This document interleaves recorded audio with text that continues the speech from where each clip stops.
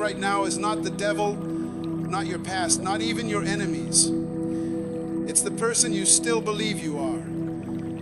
That outdated version of you is killing the future you were born for. You're wearing yesterday's clothes in tomorrow's world and wondering why nothing fits. Until you decide to bury the old you, the stronger you will never be born. And hear me, the world is starving for that stronger you. We get addicted to who we have been, and most of the time we don't even realize it. The life we have known becomes a cage we decorate. We paint the walls with memories, hang up pictures of our achievements, arrange the furniture of our habits until the space feels familiar and safe. But that familiarity is a trap. It convinces us that because we can navigate it without thinking, we are in control. In truth, the more comfortable we become with who we are right now, the more resistant we become to who we are meant to be. Every human being is born with seasons, and each season demands a version of us that is different from the last. But the majority of people cling to one version for far too long. They hold on to the same mindset, the same patterns, the same people, and then wonder why they feel stuck. The reality is this: what kept you alive in your last season might suffocate you in your next one. Comfort is deceptive. It feels good, but it quietly erodes the sharpness of your mind and the hunger of your spirit.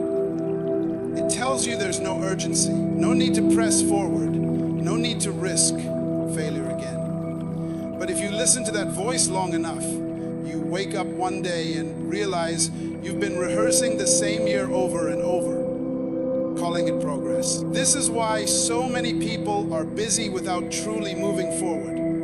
They are trapped in the orbit of their old identity, spinning in circles, mistaking motion for growth. To break free from this cycle, you have to be willing to betray your old self. That sounds dramatic because it is. You have to turn your back on the patterns that once gave you comfort but now keep you small. Think about a snake. It never apologizes for shedding its skin. When it senses that the old layer is too tight, that it no longer allows for expansion, it finds a place to rub itself against a rock or a branch, even though the process is uncomfortable and sometimes leaves it vulnerable. But the snake knows that to remain in that old skin is to choke the life out of its future. In the same way, you cannot keep wearing the identity that once fit you if it no longer serves your growth. Maybe that identity was the dependable one, the funny one, the quiet one, the overachiever, or the survivor. At one point, that role might have been necessary. It got you through hard seasons. But roles are not meant to be prisons.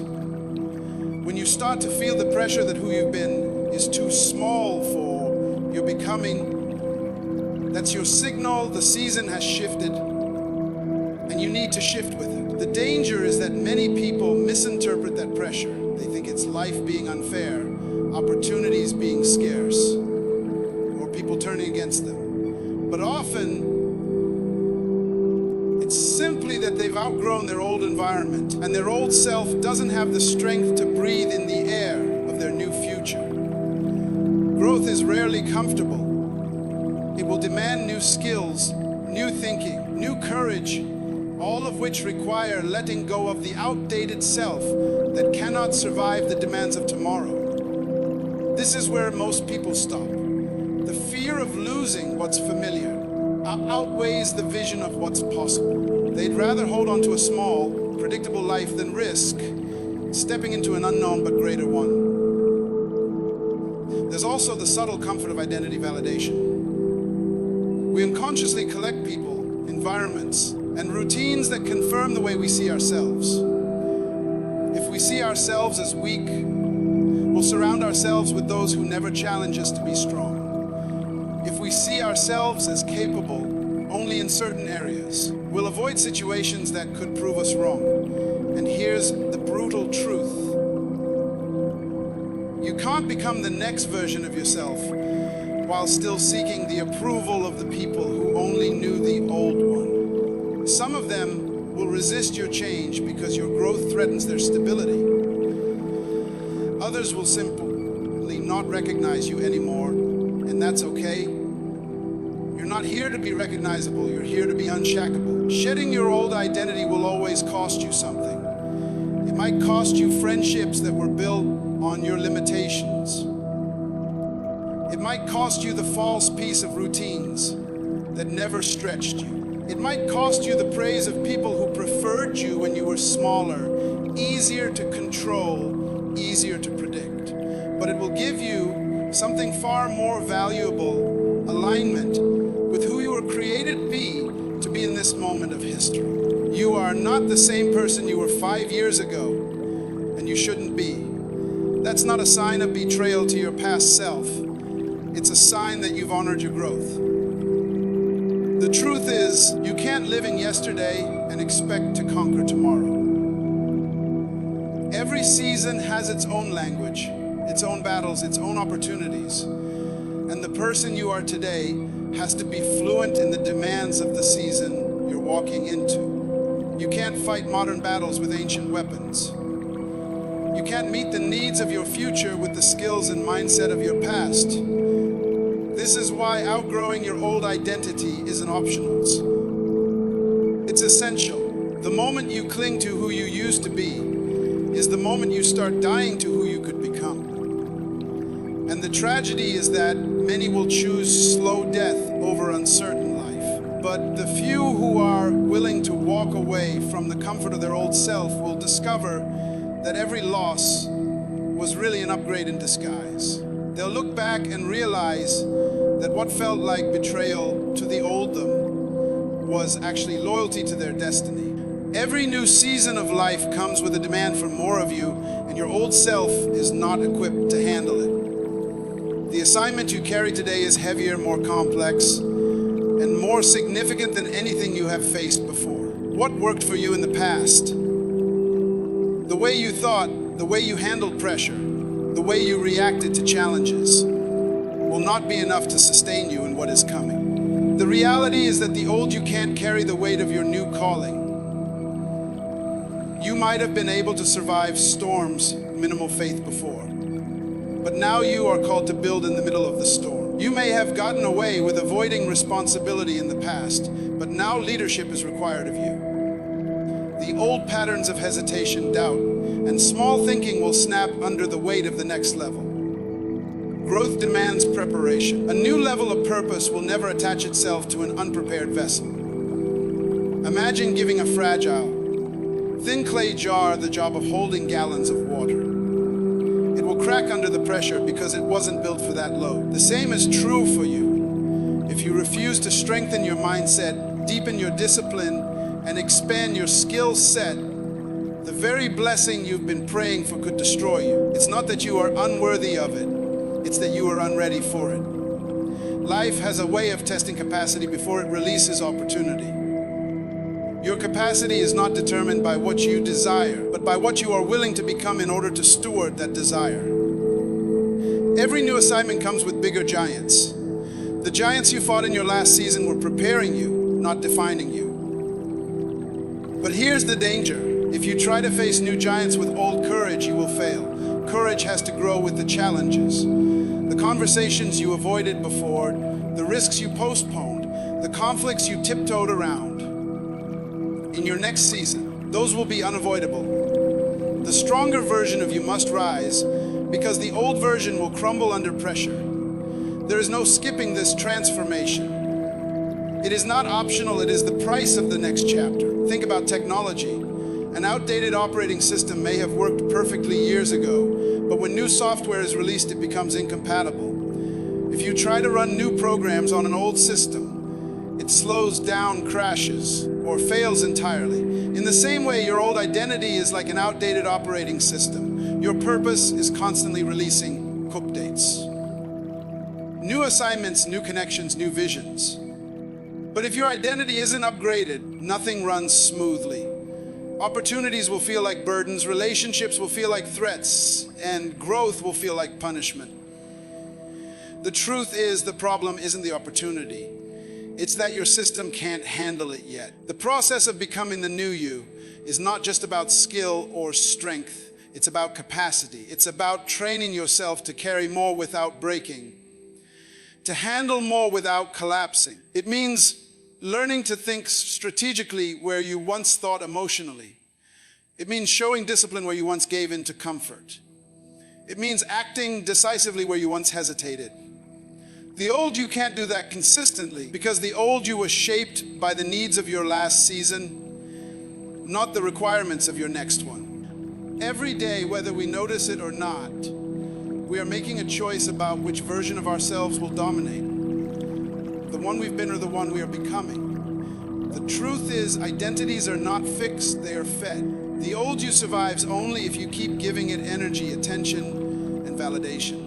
You feed it every time you replay the same excuses that kept you from trying last time. You feed it when you dwell on failures until they become your definition. You feed it when you stay in conversations, relationships, and environments that comfort your weaknesses instead of challenging your potential. And you feed it most when you keep looking backward for a sense of self instead of looking forward for a vision of who you could be. The old you grows stronger when you keep nurturing the habits and mindsets that belong to a season you should have already left behind. In the same way, the new you doesn't appear out of nowhere. It must be fed intentionally. It grows when you invest time into vision, not just vague dreams, but a concrete picture of the life you're building and the person you need to become to live it. It grows when you apply discipline, showing up for your commitments even when your feelings argue against them. It grows when you choose wisdom over impulse, taking the time to learn, to reflect, and to make decisions that align with the person you are becoming rather than the person you used to be. It grows when you deliberately seek environments, mentors, and challenges that stretch you. Feeding the new you often means starving the old one, because both cannot thrive at the same time. The challenge is that the old you will fight for survival. It knows how to make you comfortable because it is built from your history, your habits, and your familiar fears. It whispers that you've already done enough, that change is unnecessary, that pushing harder will only lead to disappointment. It brings back the voice of the people who doubted you, reminding you of every moment you failed, so you'll be too hesitant to try again. It thrives in the soil of complacency. And if you're not careful, you'll mistake that comfort for peace when it's really just the slow decay of your potential. The truth is, the old you is like an anchor. It keeps you in the same spot even when you think you're moving. Starving the old you is not a single decision, it's a daily one. It means cutting off the supply lines of self-pity, procrastination, and compromise. It means saying no to habits that drain you, even when they give temporary pleasure. It means leaving behind relationships that keep you tied to a version of yourself you're trying to outgrow. And it means refusing to allow your failures to become your identity. Every time you choose to think differently, act differently, and respond differently than you did before, you weaken the grip of the old you. Over time, it loses its power until it can no longer dictate your choices. Feeding the new you requires more than positive thinking. It requires consistent, sometimes uncomfortable action. You can't just hope to be disciplined, you have to practice discipline until it becomes part of you. You can't just wish to be courageous, you have to take steps that scare you until fear stops controlling you. You can't just want to be wiser, you have to seek out knowledge and apply it, even when it forces you to admit you've been wrong before. Growth isn't passive. It's intentional effort aimed in the right direction. The new you is built in the choices no one else sees, in the quiet sacrifices you make daily, and in the private battles you fight against your own excuses.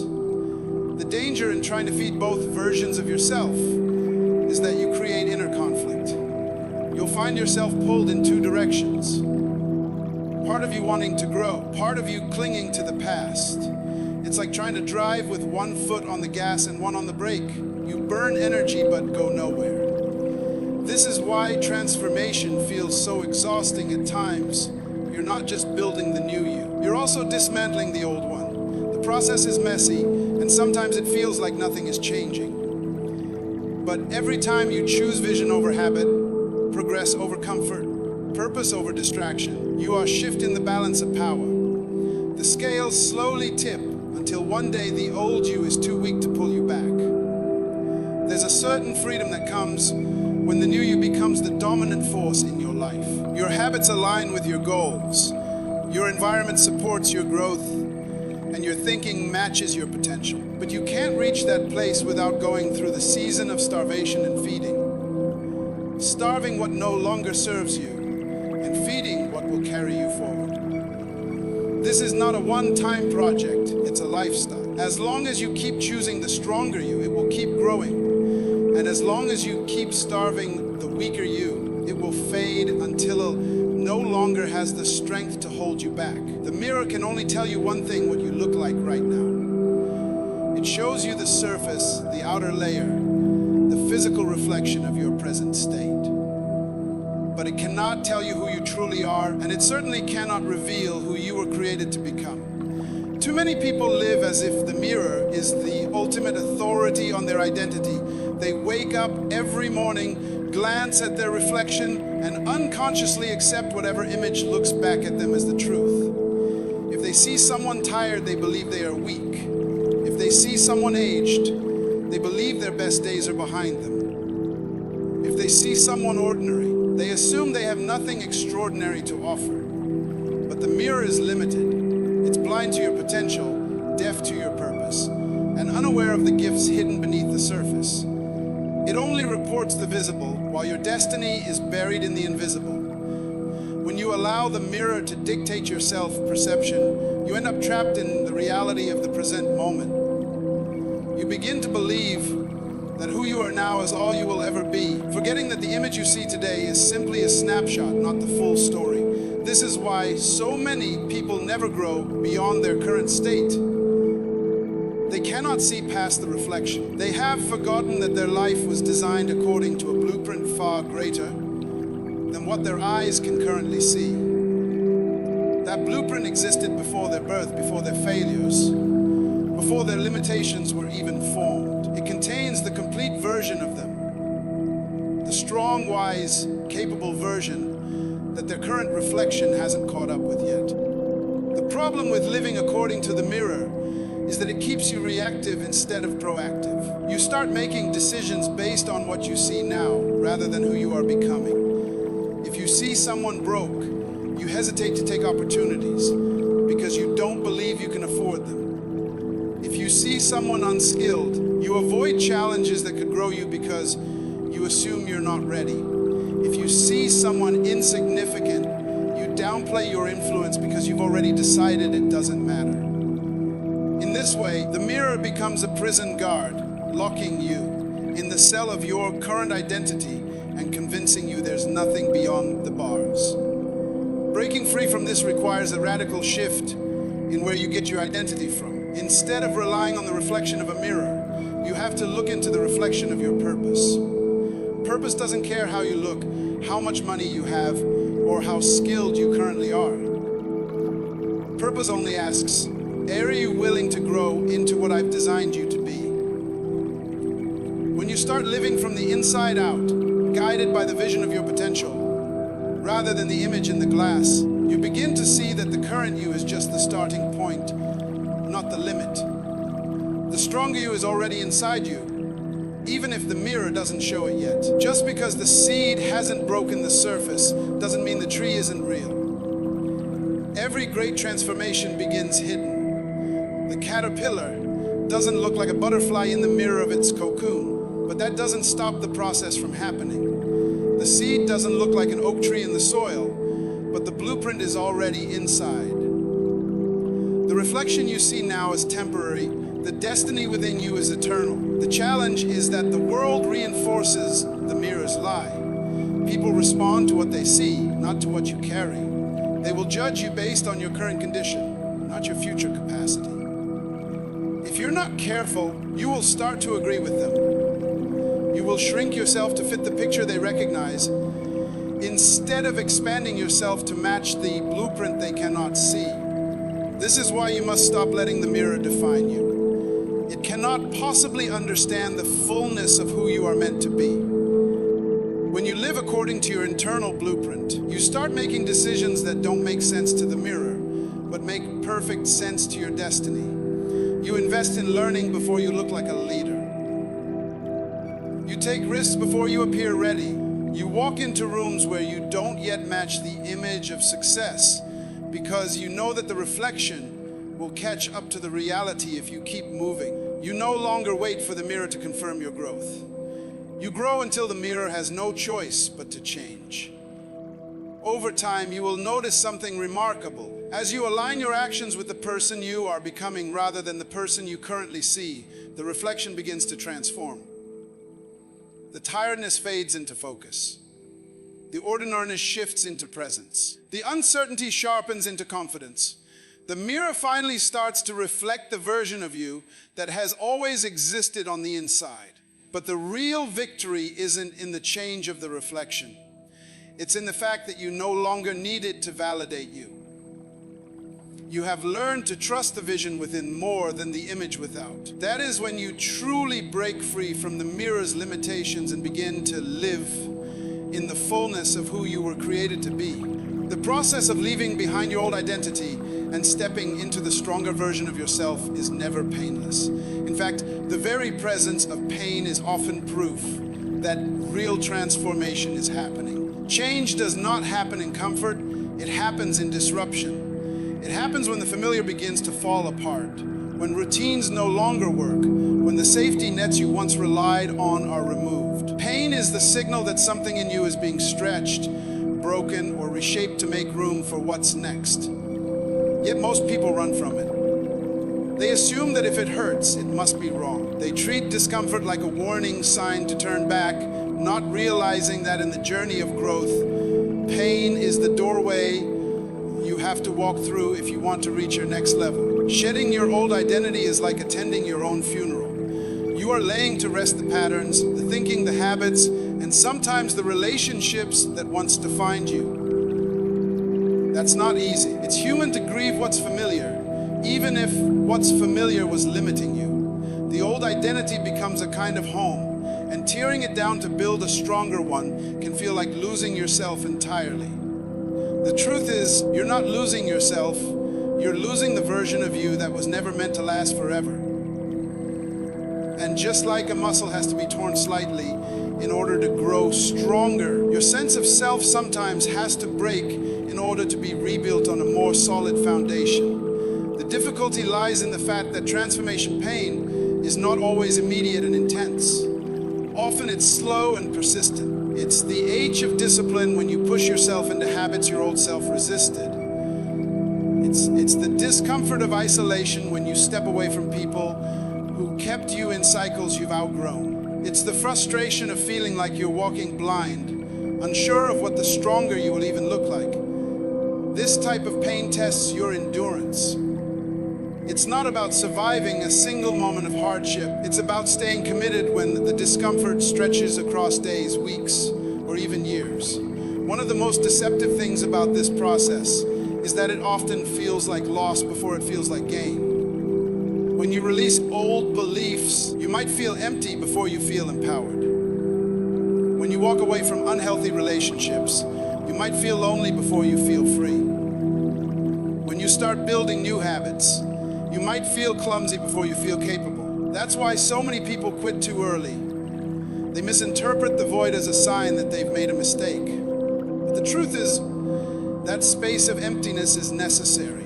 It's the clearing where the new version of you will be constructed. You can't build a new structure without first demolishing the old one. Pain and transformation also reveals how much you've been carrying that you were never meant to hold.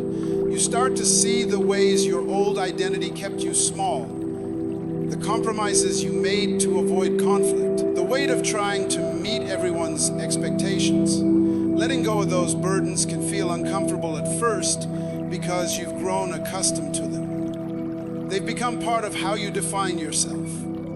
But as you release them, you realize how much energy they drain from you and how much lighter your steps become. This is why pain is not your enemy in growth.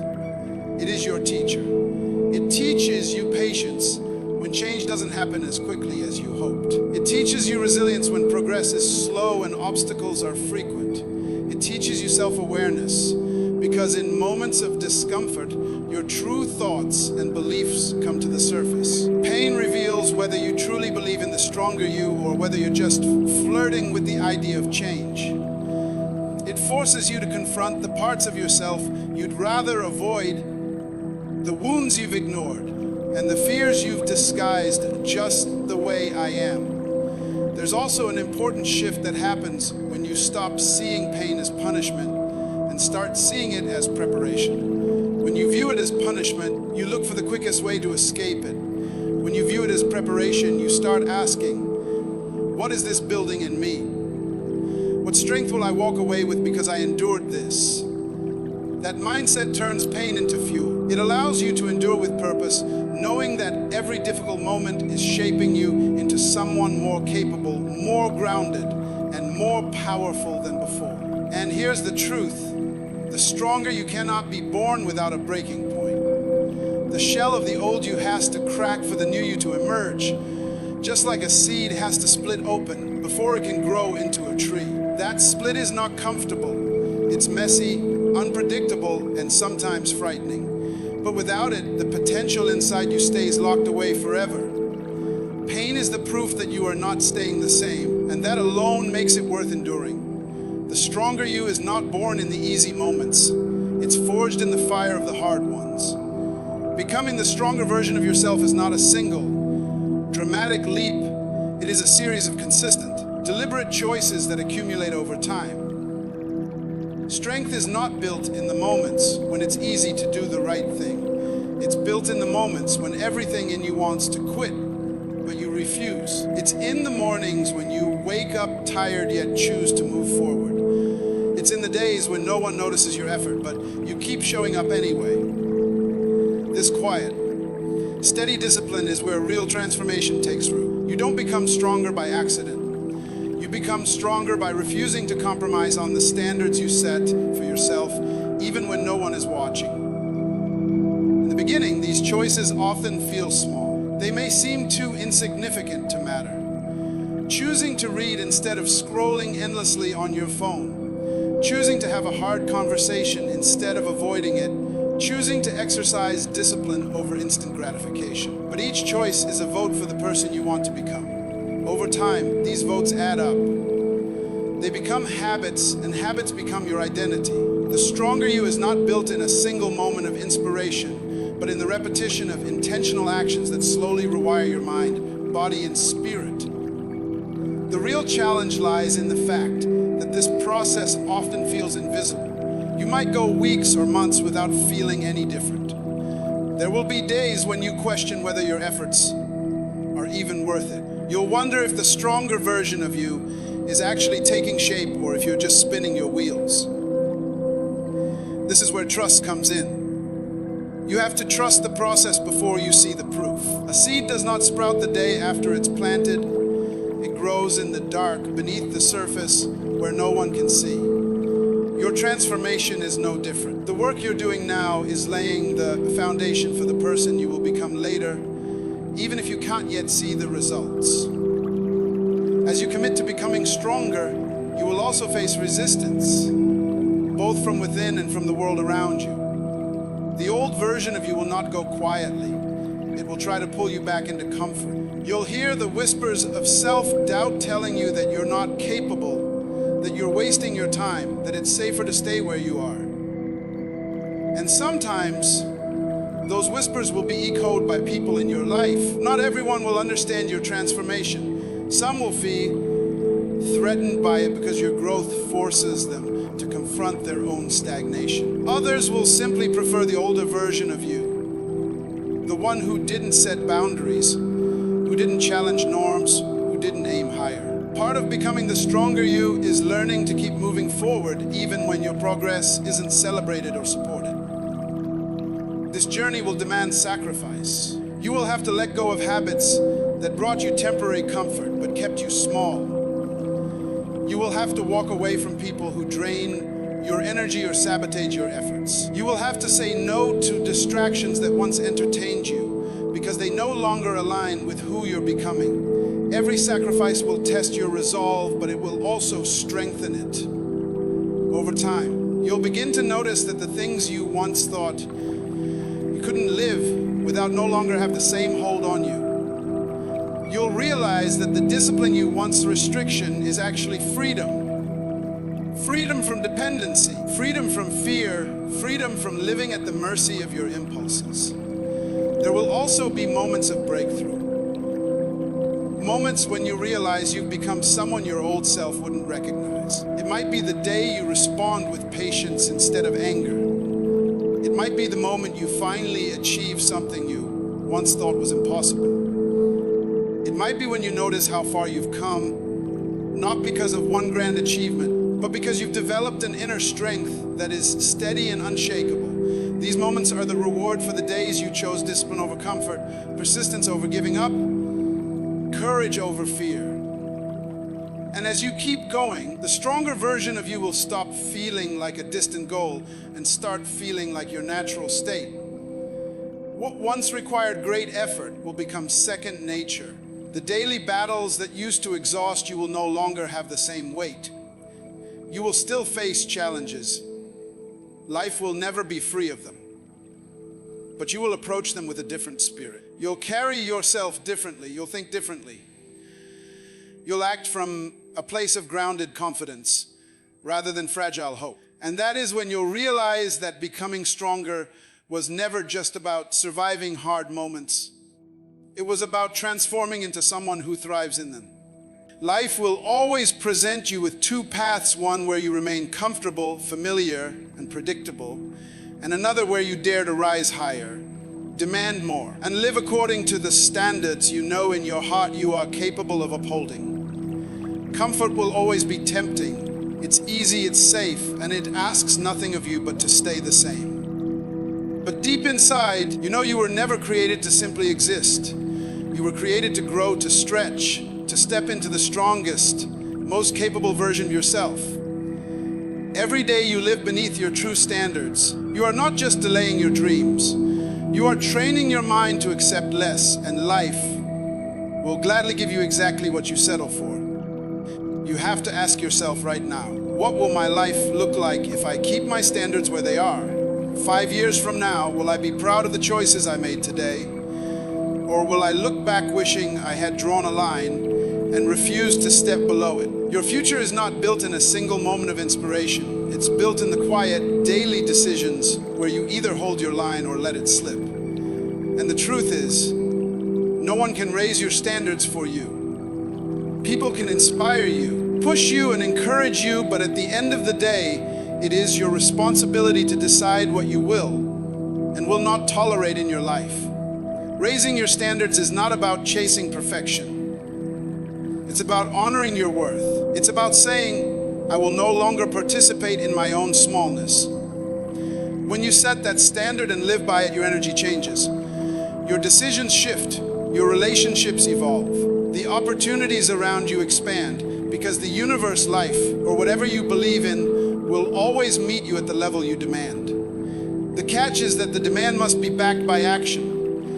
You can declare your new standards out loud, but if your actions contradict your words, your life will reflect your actions, not your declarations. Here's the uncomfortable part. When you choose to rise, you will lose people. You will lose habits. You will lose environments that once felt like home. And it will hurt, sometimes deeply. But on the other side of that loss is freedom. On the other side is a life filled with people who respect your boundaries, habits that build your strength, and environments that feed your growth. That's the trade-off. You let go of what's easy so you can have what's extraordinary. And only you can decide if that's worth it. So, I want to leave you with a question, and I want you to answer it honestly right now, either in your heart or in the comments below. What is one standard in your life that you know needs to rise, but you've been afraid to raise? Is it the way you treat yourself? The kind of relationships you allow? The way you manage your time, your health, your money, or your dreams? You already know the answer. You've been feeling it for a while. The question is, will you take action on it today? Because here's the truth, your new life will cost you your old one. But the old one is the reason you're craving change in the first place. Don't hold on to what is holding you back. Raise your standard and then fight for it every single day. And remember, the world doesn't just need a stronger version of someone out there. It needs the stronger version of you. When you decide to set higher standards for your life, you are making a silent declaration that the way things have been is no longer enough. It is not about arrogance or believing you are better than others.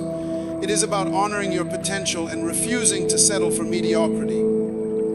Higher standards act as a compass, guiding your decisions, shaping your environment, and determining the quality of the life you build. They force you to examine the people you surround yourself with, the habits you tolerate, and the boundaries you enforce. When your standards rise, everything in your life must rise to meet them, and anything that cannot will naturally begin to fall away.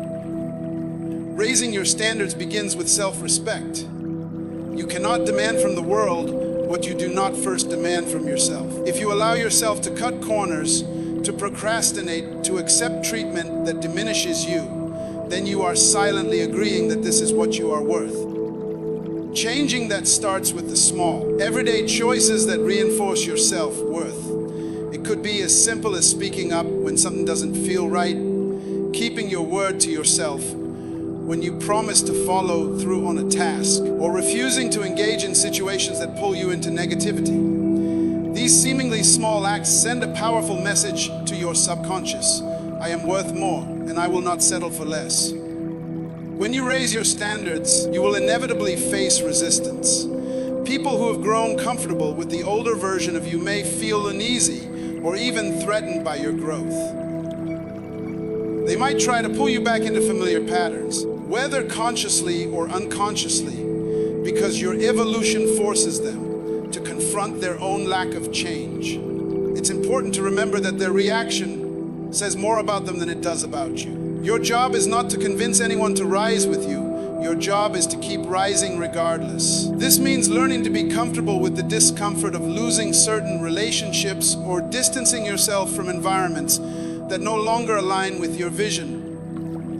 Maintaining higher standards also requires discipline. Inspiration might get you started, but discipline is what keeps you consistent when the excitement fades. There will be days when it feels easier to let your standards slip, to skip the hard work, to ignore your boundaries, to compromise on your values for the sake of convenience. But every time you give into that temptation, you reinforce the habits you are trying to leave behind. Discipline is about making the harder choice now so you can live the better life later.